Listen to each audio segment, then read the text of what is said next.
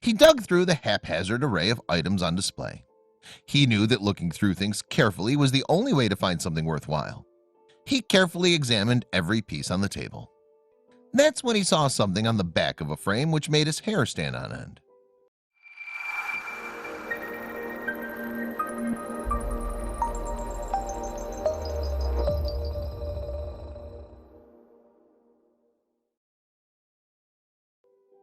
Michael Sparks was an experienced thrift store shopper.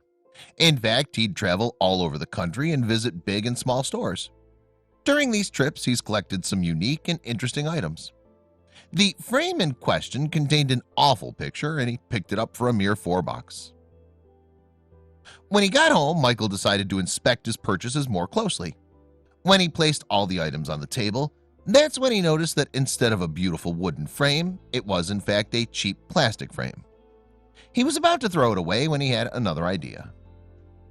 While the frame may have been worthless, he realized that there was a chance that the artwork itself might be valuable. He decided to do some research on the dreary country scene, hoping to find out if it perhaps was painted by an obscure artist. If so, the painting might actually be worth something. Michael carefully removed the back of the frame, not worrying about damaging the frame, but actually trying to preserve the picture in case it was of value. When he finally lifted off the back of the frame, he looked down and simply stared. There, between the painting and the back, was an old, neatly folded piece of paper. Since the piece of paper was carefully folded, Michael couldn't see what was on the paper, so he carefully removed the paper. It felt surprisingly heavy, much more so than paper made today. He slowly started to unfold the paper. He had no idea what he was about to discover. He finally opened the paper and laid it flat. There before him was a page filled with beautiful script and penmanship. He knew what it was immediately. On his table lay nothing other than the Declaration of Independence itself. He couldn't understand why someone would store a print of that behind the photo. Like many other Americans, Michael already owned a reproduction of the famous document. The sentiments in the document are well known, particularly the second line. We hold these truths to be self-evident, that all men are created equal, that they are endowed by their Creator with certain unalienable rights, that among these are life, liberty, and the pursuit of happiness. However, this copy was much more special.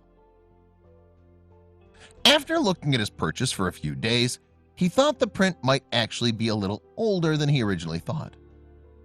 "I've seen Declarations of Independence in thrift stores before," said Sparks. "This one was so beautiful I thought it was an engraving. I look for things that have quality to them." What he did next would change his life forever. The suspicion that the document was older than he first assumed led him to start researching about it on the internet. What he learned blew his mind. He was holding in his hand one of only 200 original authentic copies of the document. What was even more astounding was that there were only 36 copies known to be in existence today. He needed to get this appraised right now. His head was spinning, and he was thankful that he was already sitting down, or he was sure he would have fallen right over from the shock when the Rainer's Historical Collectible Auction in North Carolina told him what it was worth. A whopping $250,000. To anyone, that's a life-changing amount of money. He couldn't even begin to think of what to do next. But that would fall into place quite neatly. He was soon in touch with Rainer's Historical Collectible Auction, a prestigious auctioneer that promised to start the bidding for the historic piece at the evaluated price of $250,000. But nobody foresaw the incredible developments that were about to take place when the auction began. There were some very serious bidders, each wanting the piece of living history to be added to their companies. The auctioneer began by opening the item for bidding, describing it in its full glory. "This is a copy that John Quincy Adams commissioned William Stone to make in 1820, he began. He didn't get much further before a bid for the full amount was made, followed by another much higher amount, and then another, and then another.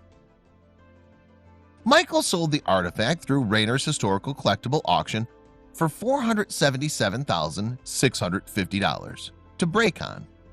The price was more than he or anyone else involved could have imagined. "I was delighted," said Raynor. "I assumed it would sell for $300,000 to an institution. We broke a world record. Michael was beside himself, his head reeling.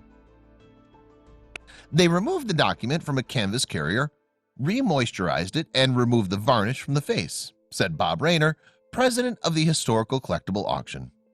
Because of the varnishing, the ink remained dark, and because of the dark ink, this copy is one of the best preserved of its kind. Bracon, the Utah investment firm that purchased the declaration, went on to say.